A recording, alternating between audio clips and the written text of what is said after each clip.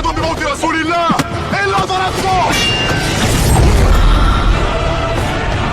جئتك أؤمن بالله وبرسوله وبما جئت به فقد أعذرت إليكم وأعذرتموني.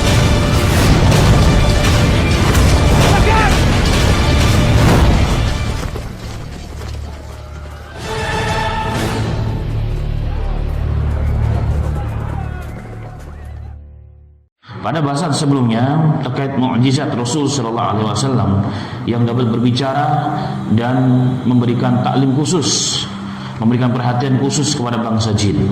Itu di antara kelebihan dan kekhususan Nabi kita Muhammad sallallahu alaihi wasallam, dan banyak hal-hal yang terkait dengan seluk-beluk tentang kehidupan jin itu telah kita bahas.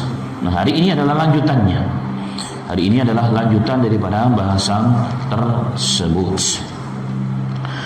Pada pertemuan sebelumnya telah disyaratkan bahwa pimpinan jin itu adalah iblis, dan iblis itu dulunya adalah termasuk makhluk yang mulia, menjadi penghuni langit.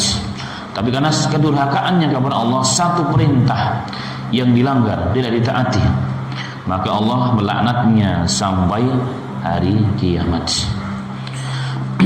Apa dosanya? Dia tidak mau sujud kepada Adam sebagai bentuk ihtiraman wa ta'dhiman, untuk menghormati dan mengagungkan Adam atas perintah Allah, bukan untuk menyembah Adam sebagai Tuhan, bukan, hanya bentuk penghormatan karena merupakan perintah Allah. Dia menolak, aba wastakbara wa kana minal kafirin. Dia menolak. Kenapa menolak? Dia sombong. Kenapa sombong? Karena dia merasa lebih baik. Nanti akan kita bahas. Kias iblis itu ternyata salah. Kias merasa lebih baik dibanding yang lain, itu adalah perasaan yang menyebabkan kesombongan dan penolakan yang hak, dan itulah hakikat kesombongan, menolak perkara yang hak. Tetapi iblis telah memohon kepada Allah, wa bi izzatika la aghwiyannahum ajma'in illa ibadaka minhumul mukhlasin. Tayyib ya Rabb, kalau engkau laknat aku gara-gara aku melanggar satu perintah. Bayangkan makhluk yang bahkan sebagian para sahabat mengatakan termasuk pimpinan malaikat, bahkan mengawasi neraka dan surga, iblis ini dahulu namanya Azazil. Tapi karena satu perintah saja, maka seakan-akan sekian lama dia menyembah Allah, sekian lama dia menjadi makhluk yang paling mulia, maka dihinakan oleh Allah Subhanahu wa taala. Bayangkan satu perintah saja. Makanya kita bersyukur kepada Allah menjadi umatnya Rasul. Berapa banyak pelanggaran tiap hari kita langgar. Mata melihat sesuatu yang diharamkan oleh Allah, telinga makan minum, semua banyak perkara-perkara yang khilaf dengan aturan dan contoh Nabi kita Muhammad sallallahu alaihi wasallam, tetapi masih belum dilaknat oleh Allah. Maka nikmat yang terbesar yang Allah berikan kepada kita. Nah, iblis, maka dia berjanji, fabi izzatik, maka dengan kemuliaanmu ya Rabb, la ughwiyannahum ajma'in, maka akan kusesatkan mereka, jadi keturunan Adam alaihi salatu wasalam, illa ibadaka minhumul mukhlasin, kecuali hamba-hamba dari keturunan Bani Adam yang ikhlas, yang tidak akan mampu tembus dengan godaanku. Jadi para mukhlasin itu adalah orang-orang yang terbentengi dengan sifat ikhlas tersebut, maka syaitan pun tidak akan mampu menembus. Dipuji tidak lupa daratan, dihina juga tidak ciut semangatnya, tetap istiqamah. Maka tanda orang istiqamah itu, tanda ikhlas itu istiqamah menurut Imam Ghazali. Jadi tanda istiqamah itu, tanda orang ikhlas apa? Istiqamah. Kenapa tandanya adalah istiqamah? Karena orang yang ikhlas itu nggak peduli, dia yang dicari adalah apa? Surga. Yang dicari adalah apa? Allah. Yang dicari adalah rahmat Allah. Maka kurang lebih dipuji, dibenci, dihina, sakit, senang, dia tetap istiqamah. Hujan tidak hujan tetap istiqamah. Maka istiqamah tanda terpenting keikhlasan. Nah, kalau kita belum bisa istiqamah, berarti kita masih jauh dari orang-orang yang ikhlas. Kalau mau dijalin, kalau enggak. Kalau ada fulusi yang mau, kalau tidak mau, enggak mau tampil. Ini semua kembali kepada kita masing-masing. Taib. Maka syaitan pun, iblis pun mengatakan yang tidak akan mampu digoda oleh godaan iblis, pimpinnya syaitan adalah orang-orang yang mukhlasi. Dan ini pernyataan Allah Subhanahu wa taala. Dalam banyak ayat, dalam banyak ayat Allah menerangkan bagaimana dialog antara iblis dengan Allah, perjanjian antara iblis dengan Allah, kesepakatan antara Allah dengan iblis tentang diberikannya kesempatan seluas-luasnya untuk menggoda Bani Adam ini. Jadi kenapa iblis begitu kuat? Karena diberikan apa? Menjadi kesepakatan antara Allah dengan iblis, diberikan seluas-luasnya. Silakan Anda gunakan wahai iblis kekuatan kamu bisa untuk menggoda hamba-hambaku dari Bani Adam. Tetapi mereka tidak akan mampu tembus dengan godaanmu, rayuanmu. Mereka orang yang ikhlas, orang yang mukhlis. Allah ja'alna minhum ya rabbal alamin. Dalam ayat yang lain Allah mengatakan, "Ara'aita hadzal ladzi karamta alayhi la in akhartani ila yaumil qiyamati la ahtaninakanna dariyatahu illa qalila wa laqad sadaqa alaihim iblis dannahu fattaba'uhu illa fariqan minal mu'minin." Iblis mengatakan, ya Rabb, kau lihat ini orang yang kau muliakan di atas aku, yang dimaksud adalah Adam. La in akhartani ila yaumil qiyamah, jika kau takhirkan jadi umurku sampai hari kiamat baru mati, jangan kau matikan aku ya Rabb. Ini dalil bahwa iblis tidak mati. Iblis itu hanya satu dari semenjak diciptakan sampai dari menjadi ahli sama, menjadi ahli dunia, bahwa mujrim, menjadi orang yang dilaknat dan yang tercela, dia tidak mati. Jadi umurnya hebat.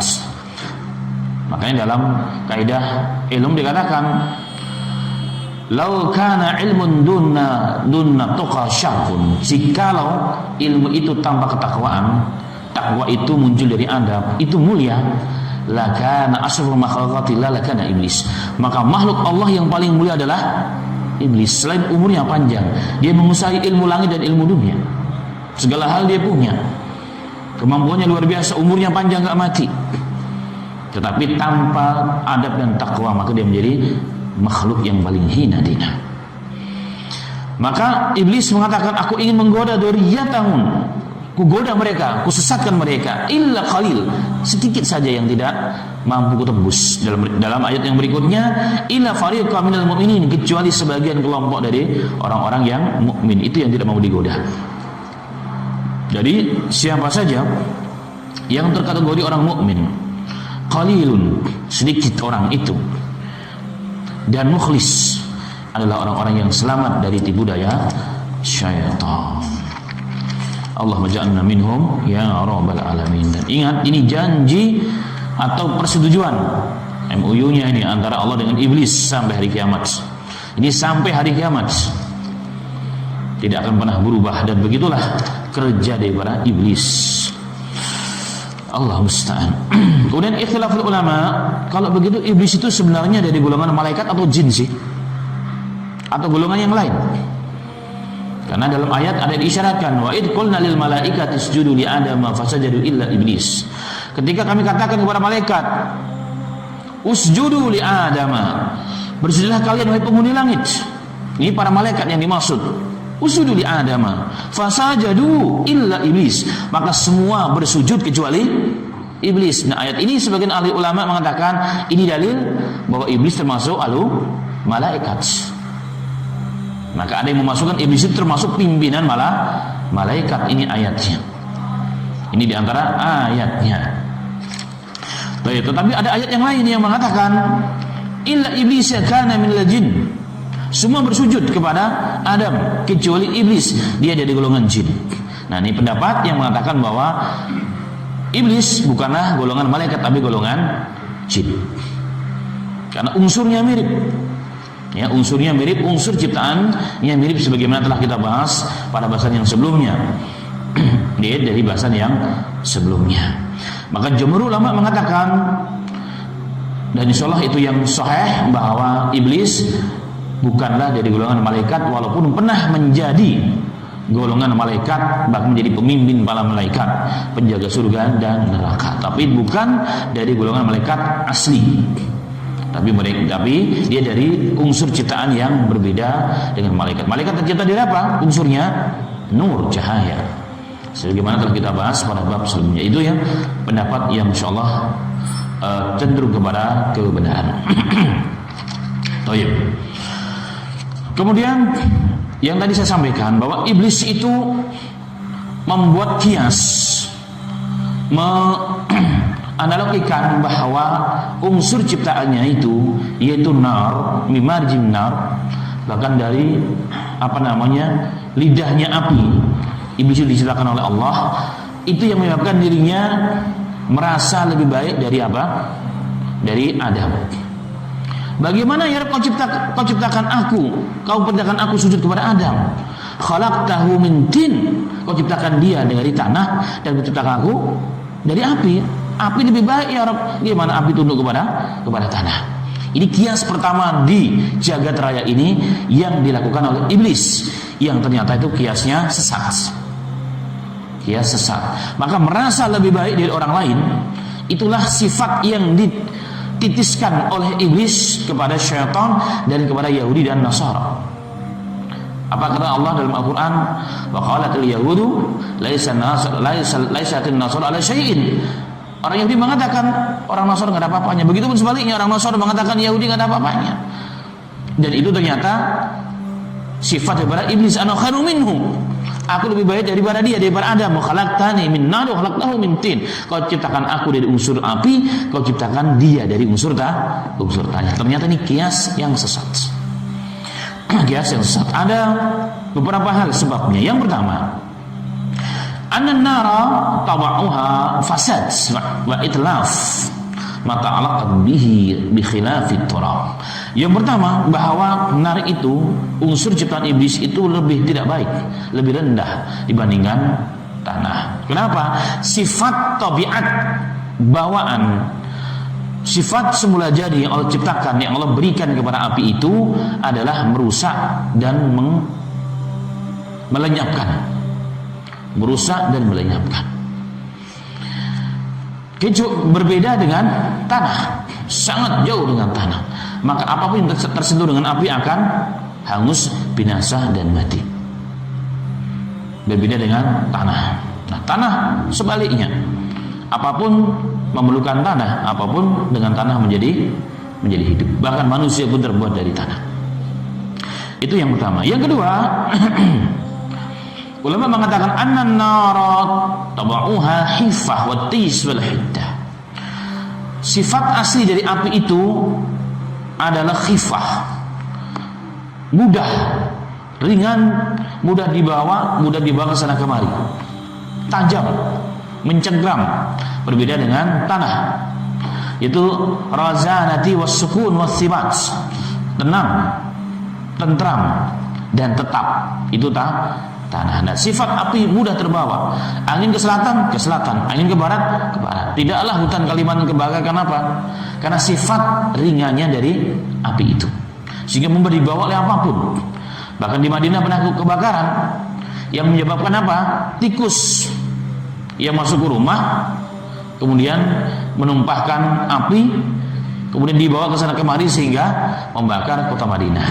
Maka Rasulullah mengatakan, api itu musuh kalian. Maka kalau mau tidur, matikan api itu. Maka sunnah mematikan cahaya api, termasuk juga listrik ketika mau tidur. Dan itu dalam penelitian sains dan teknologi itu luar biasa hikmahnya. Tapi bukan babnya kita bahas.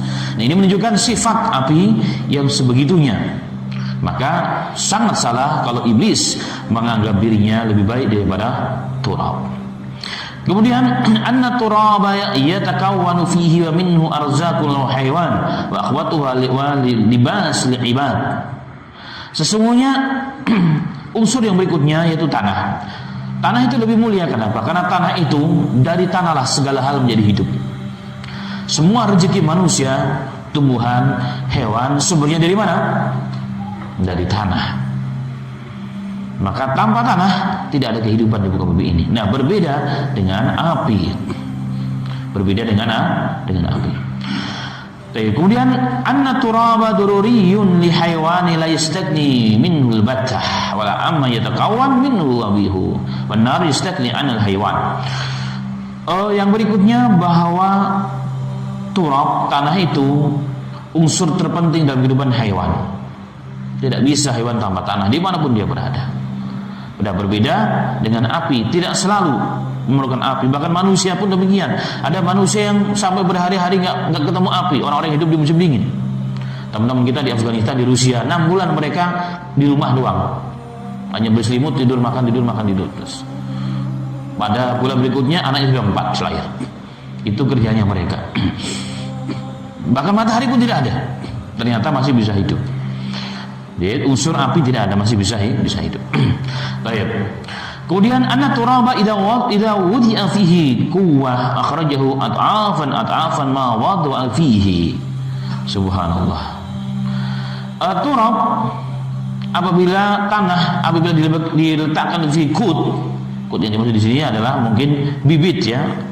Bibit apapun, maka beberapa waktu kemudian dia akan beranak pinak menjadi banyak. Tapi berbeda dengan api. Seberapapun kita taruh di api, yang terjadi adalah hangus. Dan itu sifat api. Ala nar taqumu bi nafsiha bal hiya mustaqirun ilal mahalil taqum. Kemudian api sendiri itu tidak akan ada kecuali jika ada sesuatu yang dia tergantung kepadanya, yaitu tanah. Berbeda dengan tanah, nggak perlu dengan apa-apa. Nah, kecenderungan api sangat kuat terhadap tanah. Kemudian anna madata al-iblisiyah hiya mariju min nar wa dha'ifun tatala'ab bihi ahwiyah wa yamilu ma'aha kayfama malat. Subhanallah. Dan unsur berikutnya, unsur dari ciptaan iblis itu adalah min mariji min nar, dari api, dangkal lidahnya api itu, di mana sifatnya tatala'ab, akan dipermainkan oleh angin yang menerpanya. Makanya sifat orang yang ahli nar, jiwanya goncang, tidak pernah tenang, mudah dipengaruhi oleh kanan kirinya, tidak istiqomah. Berbeda jika pengaruh unsur ciptaan itu kuat, yaitu turab, tanah itu menjadi kuat, istiqomah dia, nggak peduli kanan kiri, nggak peduli angin menerpa sekencang apapun, dia tetap bisa istiqomah, sabat terhadap hak, tetap dalam kebenaran. Dan ini yang paling penting di antara yang lain. Naam, al-nari lahu manfaah. Ya, untuk api itu ada manfaatnya, tapi sedikit jika apinya masih kecil. Atau untuk besar, untuk keperluan tertentu seperti melebur zat besi dan sebagainya. Tapi umumnya api itu jika besar akan merusak. Nah, ini berbalik dengan tanah. Kemudian di dalam Al-Quran, ini yang ke-10, Allah Ta'ala banyak menyebutkan manfaat daripada tanah itu. Sangat begitu banyak. Dan sangat-sangat hampir tidak ada manfaat daripada api itu sendiri, disebutkan oleh Allah dalam Al-Quran. Kemudian yang ke-11, dalam Al-Quran banyak mensifati tanah dengan barakah, berbeda dengan api yang hampir tidak ada penyebutannya. Kemudian tanah ataupun bumi, disitulah disebutkan di atasnya nama Allah, didirikan di atasnya rumah Allah. Nah, berbeda dengan api, tidak ada. Kecuali kisah Nabi Ibrahim, itu pun diperintahkan oleh Allah, dicabut sifat membakarnya. Ya naru kuni barda wa salam ala Ibrahim. Ketika Ibrahim dilempar Allah ke dalam api, Allah perintahkan kepada api, wahai api, kuni jadilah engkau bardan, dingin. Hilangkan rasa panasmu. Artinya jangan kau bakar Ibrahim dan juga seluruh tubuhnya, bahkan jangan sampai baju Nabi Ibrahim pun terbakar. Sehingga dalam sisi lain Nabi Ibrahim selamat, nggak terbakar, bahkan dingin. Tapi waktu yang sama juga bahan bakar yang membakar yang menjadi api unggun tersebut hilang, hangus, terbakar. Ini kuasa Allah. Wassalam, tetapi jangan terlalu dingin, nanti beku, tapi dingin yang menyenangkan. Nah, ini terjadi di Nabi Ibrahim. Tapi umumnya api itu akan merusak jika menjadi besar, berbalik dengan tanah yang merupakan nikmat Allah terbesar bagi kehidupan jagat raya ini. Kemudian yang ke-13, ulama mengatakan Allah meletakkan berbagai macam kekayaan alam di dalam api. Nah, ada ma'adin, di sana ada barang tambang, di atasnya di sana ada anhar, ada sungai, ada uyun, mata air, ada buah-buahan, ada hewan, ada gunung dan seterusnya. Berarti bumi merupakan sumber kehidupan itu semua dan sumber adanya itu semua. Nah, berbalik dengan api tidak ada. Tidak ada. Kemudian yang ke-14, inna ghayatan nari annaha wuti'at khadimatun lima fil ards wan naru innama mahallul khadim li hadhil asya' wa hiya tabi'atun laha khadimatun faqat. Subhanallah. Ini perkara yang paling penting juga. 14, bahwa tujuan puncak dari api itu yang diletakkan oleh Allah di muka bumi adalah khadimatun, untuk berkhidmat, melayani bagi penghuni bumi. Api tujuannya. Maka api itu tempatnya adalah khadim, pengikut untuk seluruh yang ada di muka bumi ini. Tetapi bumi menjadi sumber kehidupan bagi yang ada di atas bumi itu. Kemudian yang ke-15, yang akhir.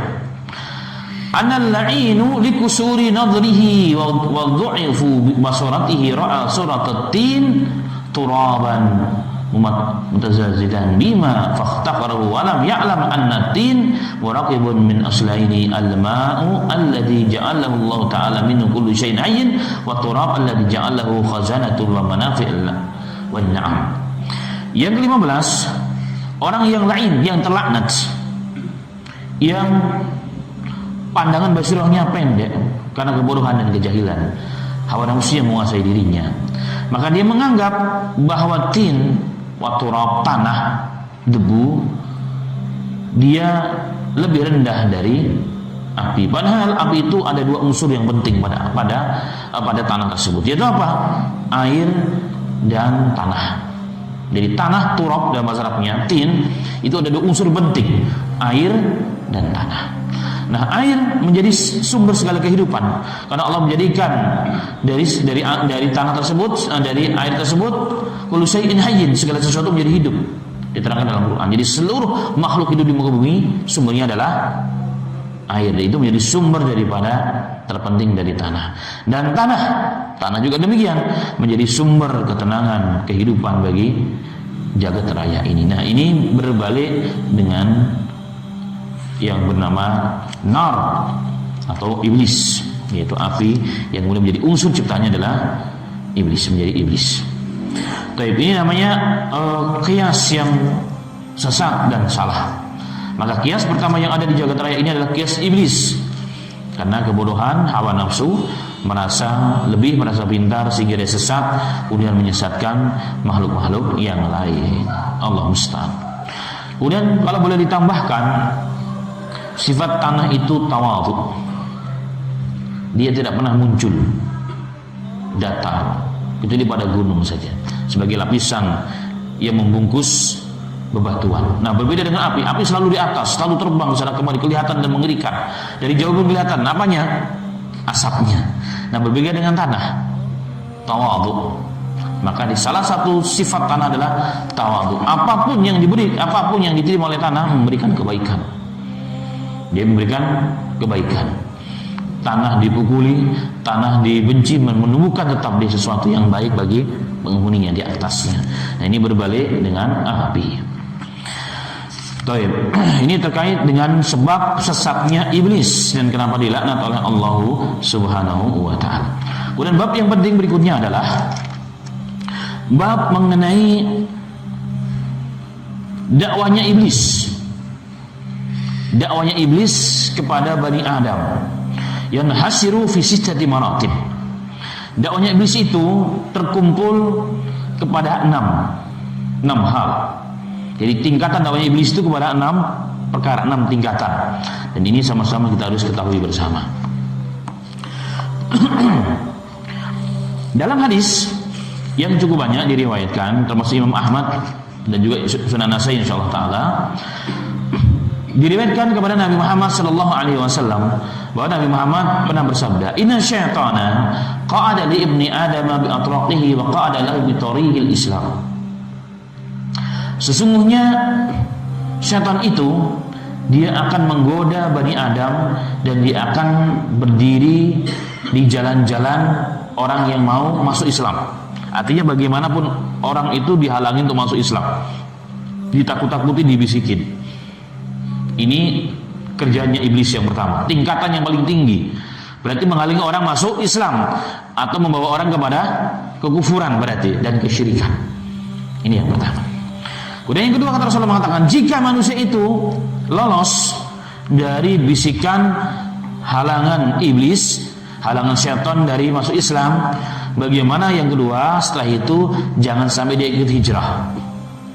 Hijrah dalam arti fisik dari Mekah ke Madinah, atau hijrah dari perkara yang haram kepada perkara yang halal, dari kehidupan ahlu bid'ah menjadi ahlu sunnah, musyrik menjadi ahlu muwahhid, ahlu tauhid. Itu dihalangi.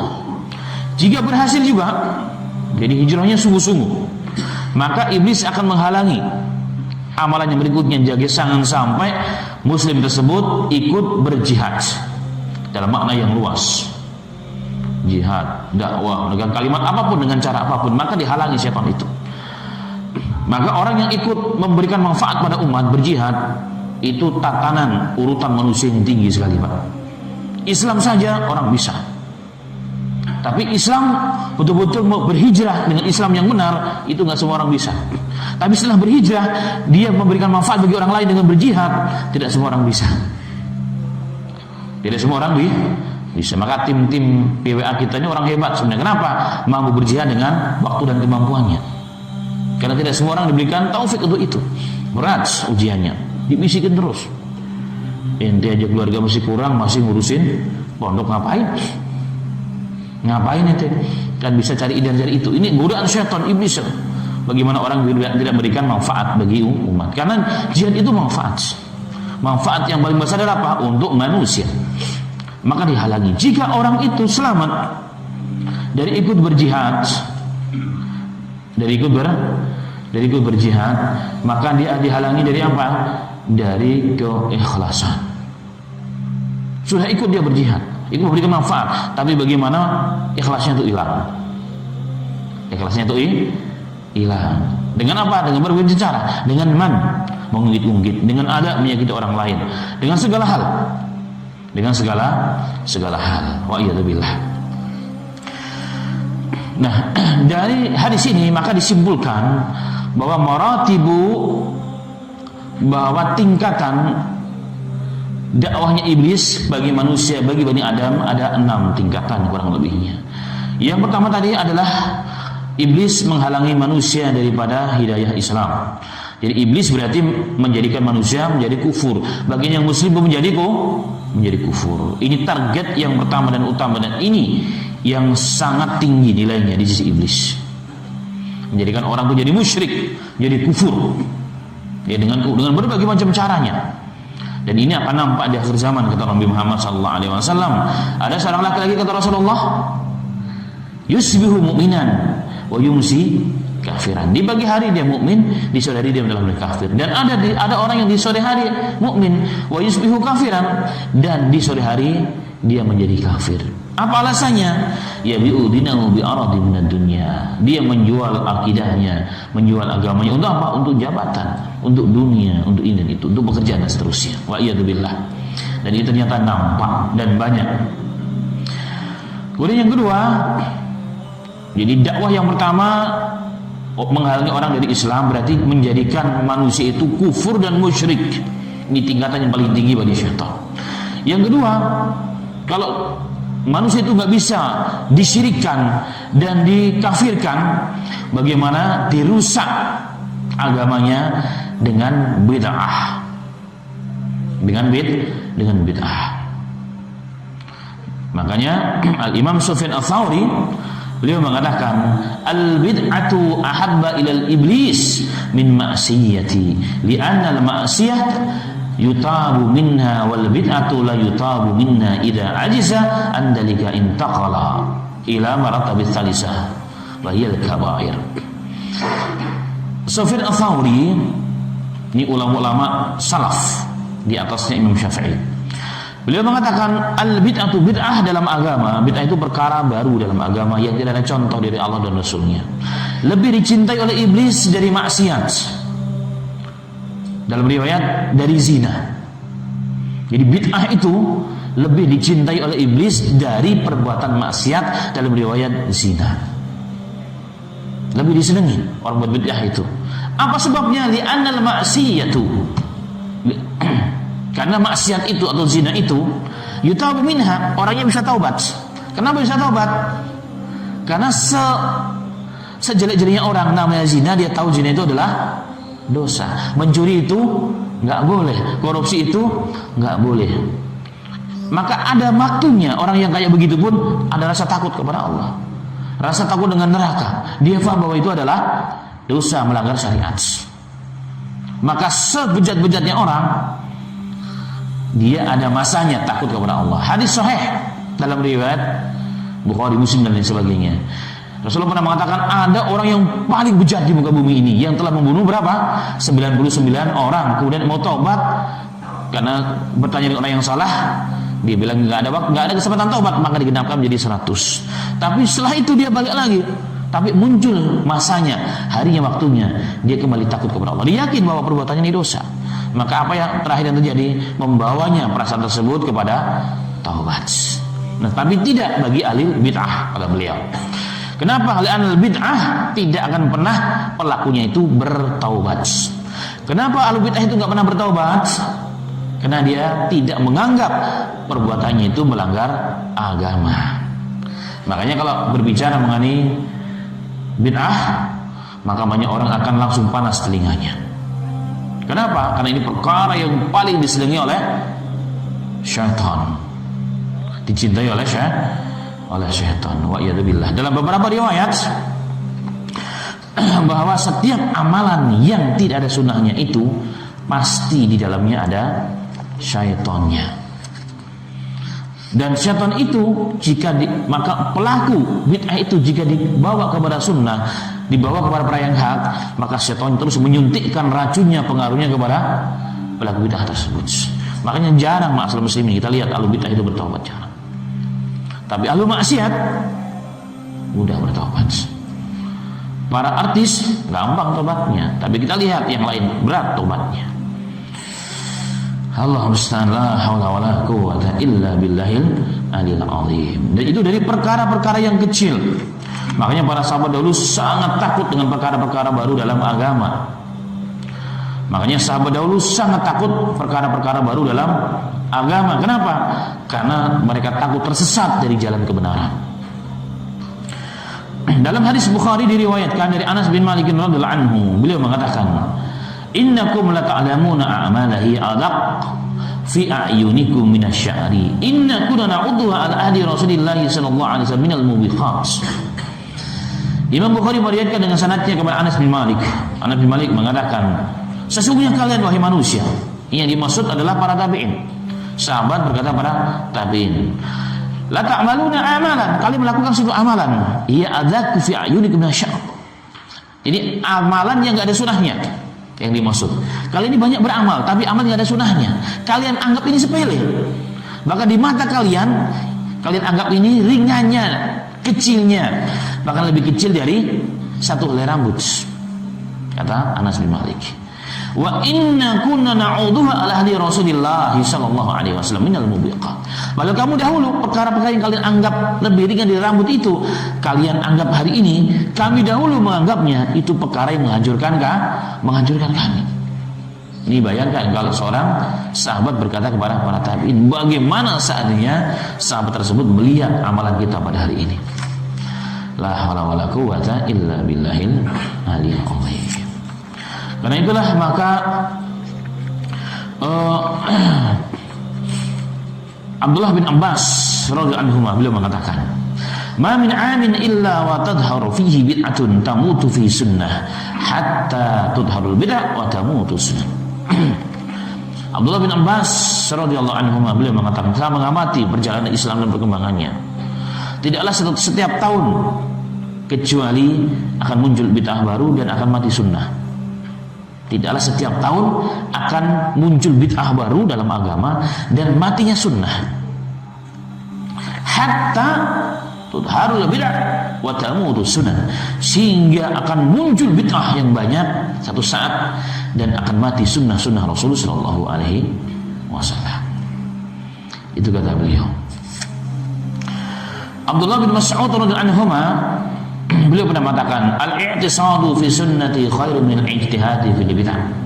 Sesungguhnya beramal sedikit tapi sesuai dengan sunnah itu jauh lebih baik daripada banyak tetapi tidak ada contohnya. Kenapa? Akan membawa orang dari kesesatan. Innalillahi wa inna ilaihi raji'un. Kemudian asal muslimin rahimani rahimakumullah. Makanya sahabat begitu berhati-hati. Sahabat sangat menjaga umat ini di perkara yang pertama syirik, kemurtadan, kekufuran, dan yang kedua bid'ah. Di zaman Umar bin Khattab radhiyallahu anhu dalam riwayat yang sahih kepada beliau, ketika beliau memimpin haji, beristirahatlah mereka di luar kota Mekah, dan kebetulan tempat perjalanan mereka dekat pohon yang pernah digunakan untuk berbaiat antara sahabat kepada Rasul sallallahu alaihi wasallam, baiat mati atas Utsman bin Affan. Jadi ketika mereka mau umrah, maka sebelum masuk ke Mekah diutuslah Utsman bin Affan. Utsman bin Affan itu diperintahkan Rasul, "Ayo Utsman, kamu di sana sekian-sekian lama, habis itu balik. Kalau sampai waktu yang kami telah tentukan kamu belum pulang, berarti menganggap kamu telah mati." Nah, ternyata sampai waktu detik terakhir kesepakatan antara Rasul dengan Utsman belum datang. Sehingga Rasul mengatakan, Rasul nggak tahu yang gaib. Maka Rasul menganggap bahwa Utsman telah dibunuh oleh orang-orang Mekah. Sehingga apa yang terjadi? Rasul membaiat seluruh sahabat. Rasul membaiat para sahabat yang jumlah mereka kurang lebih 1.400 sahabat. Dibaiat oleh oleh Rasul sallallahu alaihi wasallam. Dan hal itu pun telah diterangkan dalam Al-Qur'an, surat Al-Fatah. Laqad radhiyallahu 'anil mu'minina id yubayyi'unaka tahta syajarah.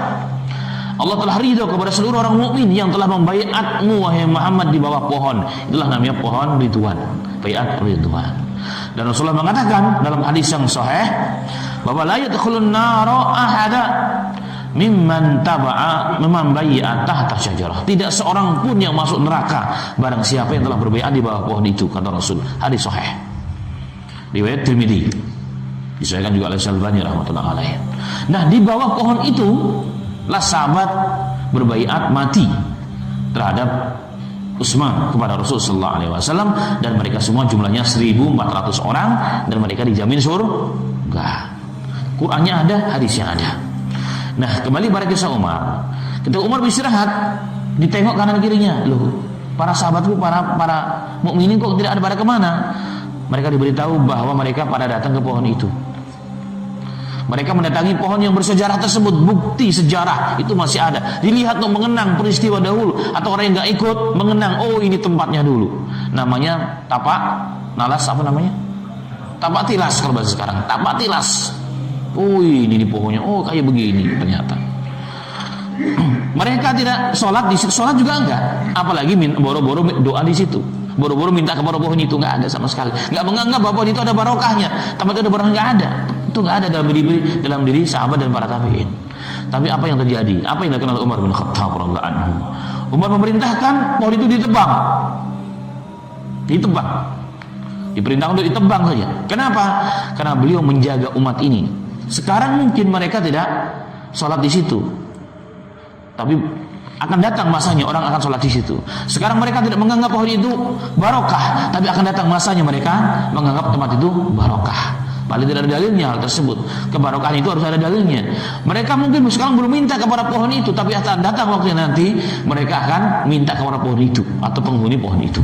Maka Umar bin Khattab dikat, saddu dzara'i, ditutup kemungkinan orang itu menggunakan tempat tersebut untuk berbuat yang tidak baik kepada Allah. Dan ini bentuk penjagaan sahabat terhadap perkara-perkara bid'ah dan syirik agar tidak terjadi pada umat ini, pada umat manusia.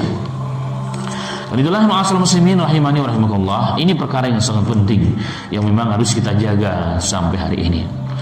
Dan ingat perkataan Sufyan Ats-Tsauri juga ya, terkait mengenai perkara yang sangat penting ini. Beliau mengatakan bahwa perkara-perkara yang bid'ah itu, terkadang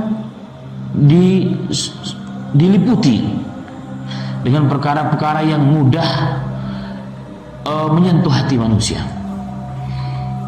yang mudah menyentuh hati manusia. Dengan apa caranya? Kalimat-kalimat yang indah, kalimat-kalimat yang mudah untuk dicerna, yang akan membuat hati itu menjadi lembut, kemudian meneteskan air mata, ditambah lagi dengan tangisan-tangisan yang Masya Allah, sehingga orang menganggap dia wali Allah, menganggap dia orang yang mustajab doa. Tapi apa kata beliau?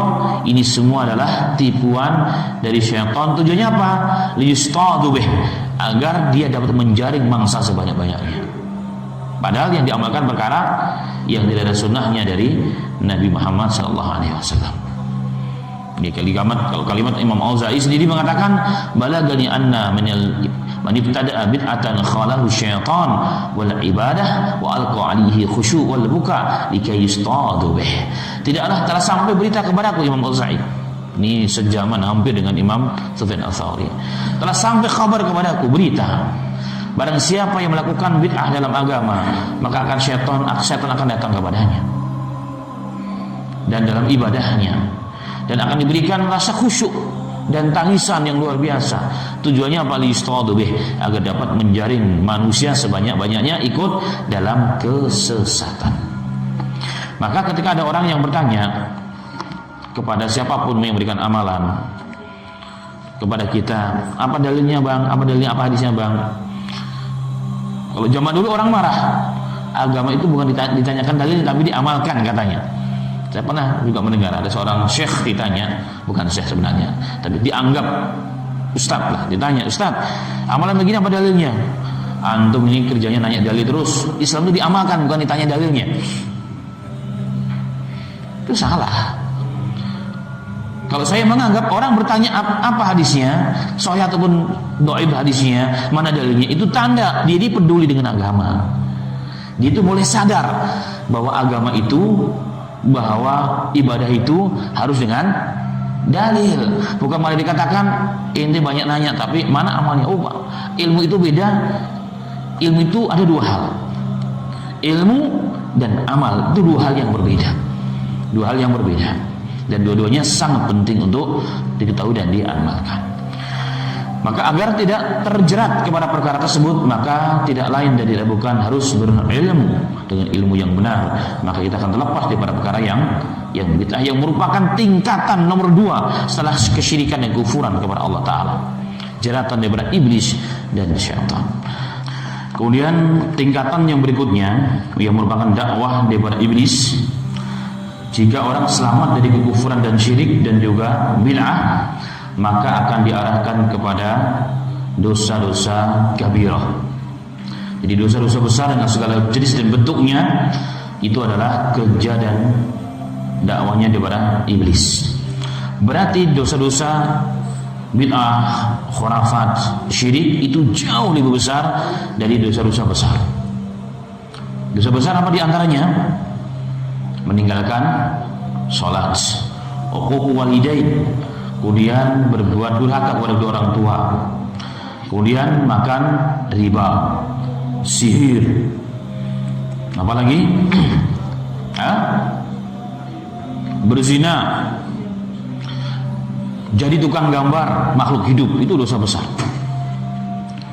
Rasulullah mengatakan, ama alimti annal malaikata la tadkhulu baitan fihi suratun wa anna man sana'a surata yu'adzibu yawmal qiyamati yaqul ahyu ma khalaqtum. Rasulullah pernah mengatakan, wahai Aisyah, apakah engkau tidak tahu bahwa malaikat itu tidak akan masuk ke rumah seseorang?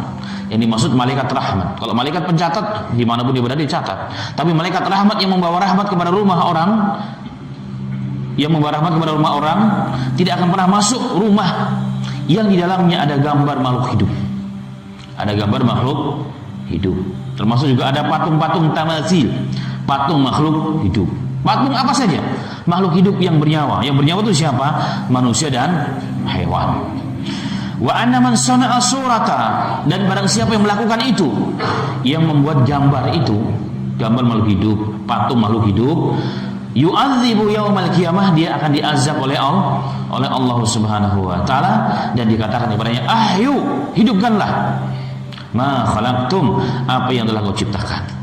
Maka perintah Allah kepada orang yang suka menggambar dan membuat patung itu disuruh niupkan roh, itu azab, pelecehan kepada mereka, karena nggak akan ada yang mampu menghidupkan sesuatu kecuali Allah Subhanahu wa taala. Dan ini dalil bahwa tukang gambar, tukang pahat patung itu pelaku dosa besar. Termasuk juga memelihara anjing, termasuk dosa besar. Dosa besar, memelihara anjing itu dosa besar. Anjing apapun bentuknya, baik anjing yang besar, yang kecil, atau yang kelihatan cakep cantik, anjing ya anjing. Najisnya mughaladah, sama saja. Sama saja. Dan yang memelihara anjing juga tidak akan didatangi oleh malaikat rahmat. Menjauh malaikat rahmat ke rumah tersebut. Menjauh. Bahkan gak cuma itu, orang pemelihara anjing yang tidak ada alasan syar'i, maka dia akan dikurangi pahalanya setiap hari 2 qirat. Satu qiratnya sebesar gunung yang paling besar di zaman Rasul, yaitu gunung Uhud. Bagaimana kalau 2? Ya, kalau kita bertambah tiap hari pahalanya. Kalau enggak, yang ada dosa dan dosa dan dosa. Belum lagi ditambah dengan najisnya, mughaladah. Najis mughaladah yang merupakan syarat untuk sahnya ibadah kita. Sekali dihendus oleh anjing, sekali dihendus oleh anjing, cara membersihkannya bukan dengan sabun sekali, 7 atau 8 kali. Salah satunya harus dengan tanah. Belum lagi efek negatif, karena liur anjing itu membawa berbagai macam bakteri dan penyakit yang luar biasa yang hari ini kita lihat. Dan itu tasabuh dengan orang-orang Eropa dan orang Amerika, karena mereka menempatkan hewan anjing itu pada peringkat kedua atau ketiga, bahkan manusia peringkat yang keempat, perempuan itu, dan seterusnya sampai sebegitu. Dan mereka membawa ke Indonesia, ke negara-negara Islam kejajahan. Kalau hari ini orang Islam kita lihat merasa keren, merasa modern, merasa kayak orang Eropa, orang Amerika, kalau nuntun anjing pagi-pagi. Hewannya diajak jalan-jalan, dimandiin, pada dia belum mandi. Belum lagi mubazir, memberikan makan yang luar biasa dan sebagainya. Padahal banyak di luar sana orang-orang miskin yang kelaparan. Banyak hal efek negatif. Maka terkategori memelihara anjing itu dosa besar. Maka seorang muslim wajib untuk menjauhkan hal tersebut. Nah, kalau seandainya iblis itu selamat, dapat, atau manusia selamat dari perbuatan tersebut, maka iblis akan menggoda manusia berbuat perkara dosa-dosa kecil. Apa dosa kecil? Melihat, mendengar, melihat yang diharamkan, mendengar yang diharamkan, melihat yang bukan mahramnya. Itu dosa kecil. Tapi kalau ditumbuk-tumbuk, ya kemudian juga menjadi dosa besar. Maka tapi dosa kecil tersebut mudah untuk dihapus dengan istighfar, dengan wudu, dengan sholat dan seterusnya. Maka berguguran dosa-dosa tersebut. Sebagaimana sabda Rasul, ketika orang berwudu, maka dari mukanya bercucuranlah dosa, dari tangannya keluarlah dosa, bahkan dari tetesan terakhir akan keluar dosa di para orang tersebut. Taib. Kalau orang selamat juga dari dosa-dosa kecil, ini orangnya sangat warak, orangnya sangat luar biasa. Setan masih belum putus asa, disibukkan dia dengan apa? Istighalu bil mubahat, dengan perkara yang mubah. Ada perkara yang sunnah, tapi dia disibukkan dengan perkara yang muhaj. Itu contoh, habis azan disunahkan sholat 2 rakaat atau doa atau dengan taklim, tapi dia duduk nongkrong, zikir enggak, baca Quran enggak, ngapain enggak, cuma bengong, namanya mubahat. Atau perkara-perkara yang mubahat itu tapi dia akan kena azab gara-gara apa? Membuang waktu-waktu yang bermanfaat. Kemudian yang berikutnya, jika orang juga selamat dari para perkara yang mubahat yang dibolehkan, maka syaitan berputus asa. Ini yang terakhir, maka manusia itu akan disibukkan dengan perkara yang mafdhul. Perkara agama dua-duanya, ini yang tinggi, ini yang rendah. Contoh, kalau santri datang ke tempat ini kan untuk belajar, itu yang pertama. Tapi dia cari kesibukan yang lain di luar, yang kelihatannya dakwah juga, kelihatannya ibadah juga, ditinggalkan yang utama, dia tertipu oleh syaitan. Karena tujuan di sini untuk belajar, tapi disibukkan diri untuk yang lain. Agama juga, datang kemari untuk menghafal Quran, tapi dia menghafal hadis duluan. Akhirnya menghafal Qurannya telat. Itu orang yang tertipu oleh syaitan, namanya mafdhul. Dan ini harus dihindari. Nah, ini adalah rangkaian dari tipu daya syaitan untuk menjerat manusia tujuannya satu, untuk menjauhkan manusia dari Allah Subhanahu wa taala. Setan itu tidak langsung menjerumuskan orang ke neraka, tapi pelan-pelan, berbau agama juga, tapi lama-lama kemudian diturunkan dari tingkat 99 enggak langsung ke tingkat 1 atau tingkat 0, tapi tingkat 199, 98, terus akhirnya tingkat 1 dari 1 ditendang ke neraka kita. Wa iyadzubillah. Semoga Allah Ta'ala lindungi kita semua daripada jerat-jerat tipu daya syaitan. Dan ada beberapa amalan-amalan yang menjadi jerat-jerat syaitan yang sangat mengerikan, yang setiap nabi dan setiap umat diperingatkan oleh nabi dan rasul mereka. Tapi insya Allah kita akan bahas pada pertemuan yang berikutnya insya Allah.